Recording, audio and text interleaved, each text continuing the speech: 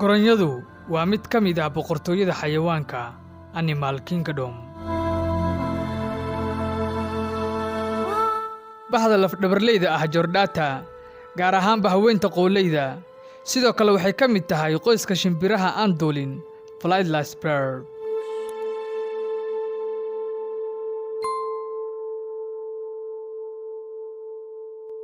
Bahda cilmiga saynisku waxay ugu yeedhaan Strusia camillus, taas oo macnaheedu yahay shimbirta geela camal sparrow.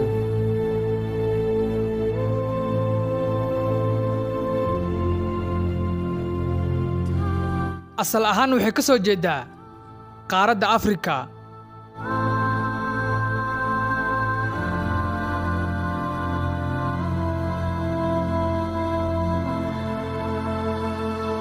Goronyadu waxaa luuqadda Ingiriiska loogu yeeraa ostrich.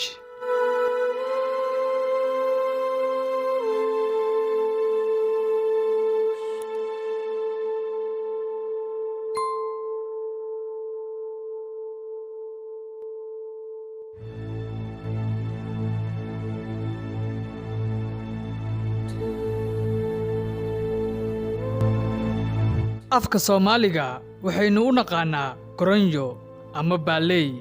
Tan dhadig waxaa loo yaqaan cawl, tan labna haldhaa. Ilmaha yaryar ay dhalaan waxaa loo yaqaan wirinle.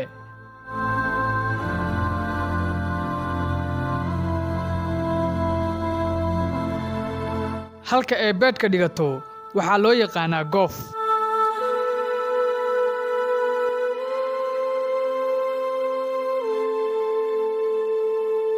Goronyada waxaa loo qaybiyaa 5 nuuc species, kuwaas oo kala ah Strusia camillus australis. Nuucan waxaa loogu yeeraa goronyadii koonfurta. Waxaa laga helaa dalka Koonfur Afrika.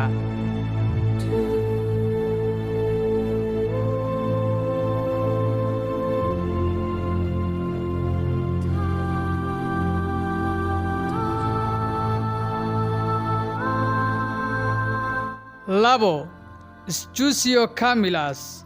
Nuucan waxaa laga helaa waqooyiga Afrika, halkaasoo loogu magac daray, waana nuuca ugu badan bahda goronyada 5teeda nuuc. Waxay leedahay qor cas.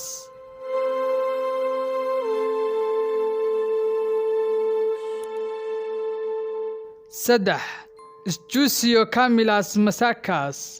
Nuucan waxaa laga helaa qaybo ka mid ah bariga Afrika. Waxay leedahay qor midab jaalle ah.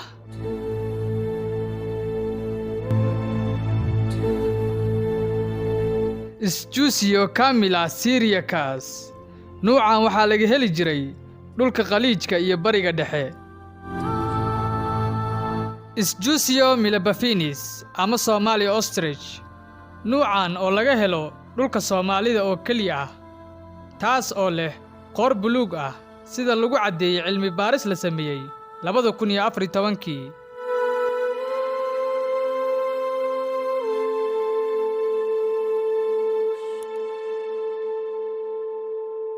Goronyadu waxay ka mid tahay xayawaanada duurjoogta ah, sidoo kale waxay ka mid tahay xayawaanada leh dhiigga diiran.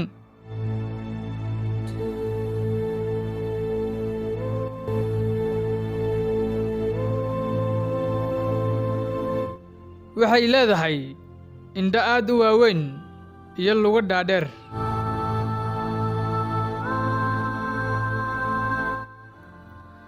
Goronyadu waxa ay quudataa xididada, caleemaha, quruuraxa yaryar ee dhagaxaanta iyo miraha.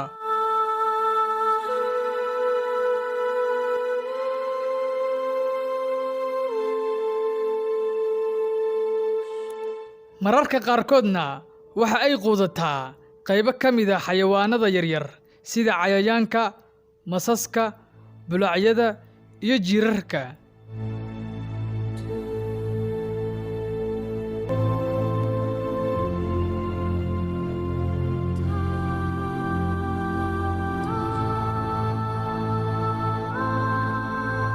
Goronyadu waxay biyaha ka heshaa dhirta iyo miraha ay quudato.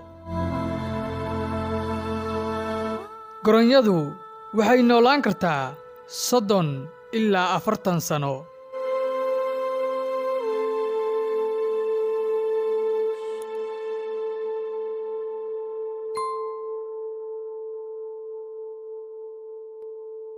Culeyska goronyadu waxa uu gaaraa 90 ilaa 140 kiilo, dhererkeeduna waxa uu gaaraa 3 mitir.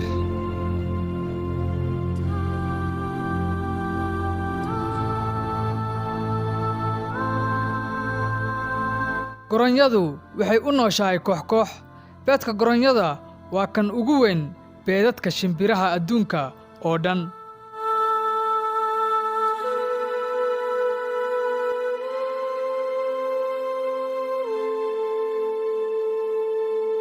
Goronyada dhadig caadi ahaan waxay dhashaa 12 ilaa 18 beed, isagoo ku dilaaca 42 ilaa 46 maalmood.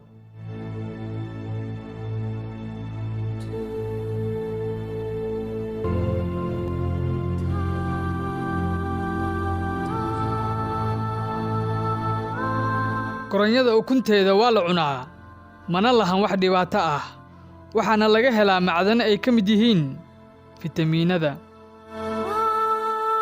Goronyada waxay leedahay 82 hidde-side. Sidoo kale goronyada ugu badan adduunka waxay ku nooshahay qaaradda Afrika.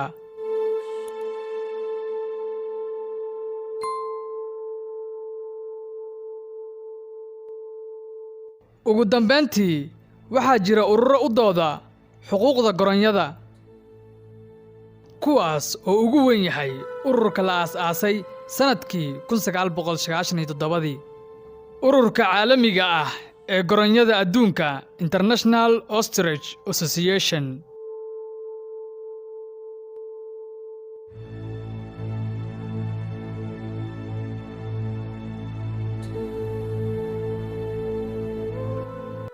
Kaa oo fadhigiisu yahay dalka Biljimka, waxaa jira maalin caalami ah oo adduunka laga xuso goronyada, taasoo ku beegan 2 bisha 2 ee sanad kasta.